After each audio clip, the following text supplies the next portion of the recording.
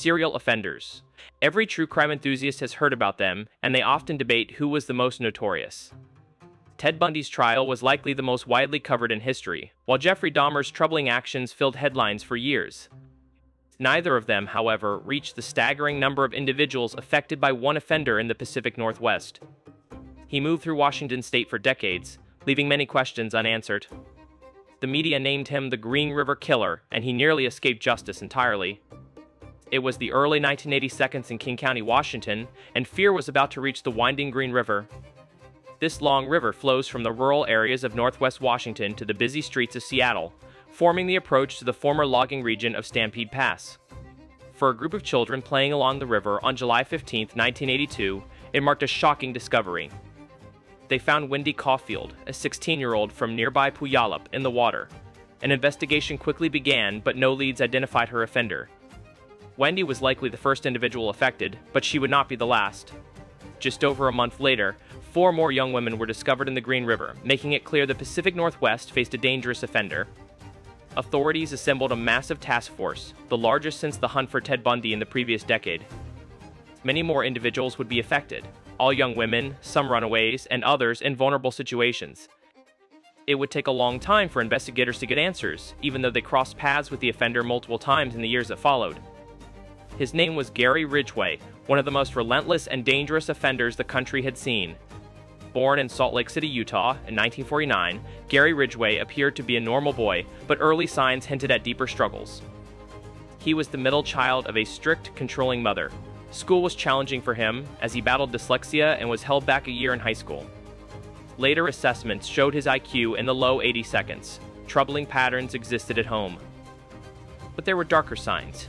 His father was an angry man, a bus driver who frequently complained about night girls along his route. Ridgway had a problem with bedwetting, and his mother humiliated him after every occurrence. Gary Ridgway's troubling behaviors began early, during his teenage years. He first experimented with harming animals, shooting birds with a BB gun. Over time, his actions escalated. While still in high school, he approached a 6-year-old boy with a knife, causing harm that required medical attention. The boy, who wished to remain anonymous, later recalled asking Ridgway, "Why did you hurt me?" The child survived but spent several weeks recovering. Ridgway was never held accountable for the incident. Years later, the boy realized he had narrowly escaped becoming one of the earliest individuals affected by Ridgway. What made him so dangerous was his patience and careful planning. After his first serious act, Ridgway seemed to return to a normal life. He graduated from high school, married his high school girlfriend, Claudia Craig, and joined the Navy. In 1969, he was deployed to Vietnam. While military service was a life-changing experience for many young men, it intensified Ridgway's troubling behaviors. Like many soldiers, he frequently interacted with local companions, contracting illnesses. This angered him, yet he continued. Upon returning home, he discovered his wife had been unfaithful, leading to divorce. His deep resentment toward his mother, combined with his wartime experiences, would soon influence his troubling patterns in the years ahead. He married again, a woman named Marcia Winslow, and they had a son together, but she soon noticed concerning behaviors that hinted at something darker. Sometimes he appeared deeply religious, reading the Bible aloud and sharing teachings with neighbors. Other times, his mood would shift unexpectedly, once even holding Marcia in a forceful grip. He sometimes became emotional during private moments. Conversations frequently focused on adult topics, which he demanded often, occasionally in public. He also fixated on certain vulnerable individuals. His mix of anger and obsession built steadily, creating a highly volatile pattern of behavior. No one knows for sure why Gary Ridgway began harming others, but once he did, it seemed as though he had been preparing for years. He moved through Seattle and Tacoma, especially along Pacific Highway South, where vulnerable teens and at-risk individuals were often found. He carried a photo of his son to gain trust. Approaching someone, he would show the picture, making himself appear safe and reliable. Once trust was established, he invited them into his vehicle. Tragically, for those who accepted, this would lead to harmful events, marking the beginning of a series of incidents that would unfold over many years. Sometimes Ridgway would drive them back to their homes. Other times, he took them into secluded, wooded areas. Occasionally, he acted immediately. What happened next followed a pattern. After spending time together, he would physically overpower the individual. He then transported them to remote locations to disappear. He began with the Green River, but later expanded to forests and areas near the local airport. When investigators asked how many people he had affected over the years, he chillingly replied, "I lost count," showing the disturbing extent of his long-hidden activities. Despite a lower IQ, Ridgway was surprisingly methodical. He knew how to hide his actions, spreading remains across different locations and occasionally moving them across state lines. Sometimes, he left small personal items with the remains, like gum, cigarettes, or notes. In some cases, he arranged items before hiding them and remembered the exact locations. Occasionally, he would return to these sites for unknown reasons. His actions demonstrated careful planning and persistence, showing a troubling level of control. It appeared to be a perfectly hidden series of incidents, yet law enforcement was watching and slowly piecing together his long-hidden pattern. Law enforcement began tracking Gary Ridgway surprisingly early. On April 30th, 1983, he had just targeted his latest individual, Marie Mulvar. However, she did not vanish unnoticed. Her partner saw Ridgway's vehicle and followed him, reporting the incident to authorities. Officers questioned Ridgway, who denied any involvement. He was released, but this would not be the last time the Green River Task Force had contact with him. In fact, the next time, he would reach out to them directly, keeping himself on their radar while continuing his long-hidden pattern of harmful behavior. By May 1984, the number of discovered individuals kept rising, with 42 found in the area. The task force received a call from Gary Ridgway himself, claiming he had information. Officers still considered him a person of interest after their previous encounter and required him to take a polygraph test before cooperating. He passed, denying involvement. Experts later suggested this demonstrated his ability to lie convincingly, possibly showing sociopathic traits. The task force continued monitoring him, but he consistently evaded suspicion. Despite growing pressure, Ridgway maintained his pattern, staying just out of reach while law enforcement pieced together the situation.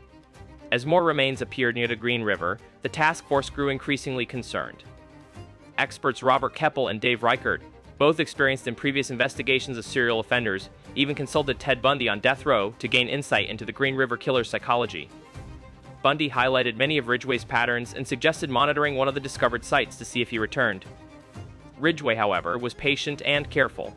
Unlike many offenders who escalate until they are caught, he followed a consistent pattern. His methodical approach allowed him to continue his activities while avoiding capture, keeping law enforcement on edge for years. His third wife, Judith Mawson, whom he married in 1985, later realized that Ridgway had been committing harmful acts right under her nose. When a carpet disappeared from their home, she didn't suspect anything until investigators explained he had likely used it for concealing evidence. His irregular work schedule allowed him to leave unnoticed to target individuals and hide evidence. Authorities contacted her in 1987 as they renewed their investigation and collected DNA samples from Ridgway, but she had never heard of the Green River Killer. During this time, Ridgway's activity was reduced, and Mawson said he never acted violently toward her. Was he restraining impulses or patiently waiting? Gary Ridgway would not face justice for more than a decade. The DNA samples collected in 1987 were finally reanalyzed at a modern laboratory. This time, they produced a match, and the task force was finally able to identify the Green River Killer. Ridgway had been keeping a low profile, working at a truck factory, leaving colleagues shocked when the facility became the site of the largest police raid in years. Authorities moved in and detained Ridgway, charging him with 4 cases, the first they could directly connect to him. It seemed set to be the trial of the century, or would it? When a prolific offender is arrested, most expect them to be held in maximum security facilities. That was not the case for Ridgway. Just over a year into pretrial detention, he was moved to a medium security prison. Soon after, a plea deal with prosecutors was announced. In exchange for removing the harshest sentence, Ridgway agreed to plead guilty, serve life imprisonment, and provide the names of everyone affected, offering closure to families. In total, Gary Ridgway pled guilty to affecting 48 women, placing him among the most prolific offenders in U.S. history. He received 48 consecutive life sentences, plus 10 years for tampering with evidence for each case. There is no chance of release. Thanks to information he shared during prison interviews, authorities were able to locate many of the carefully concealed sites where individuals had gone missing across Washington and near Portland, Oregon. This allowed families to finally find closure, decades after their loved ones disappeared.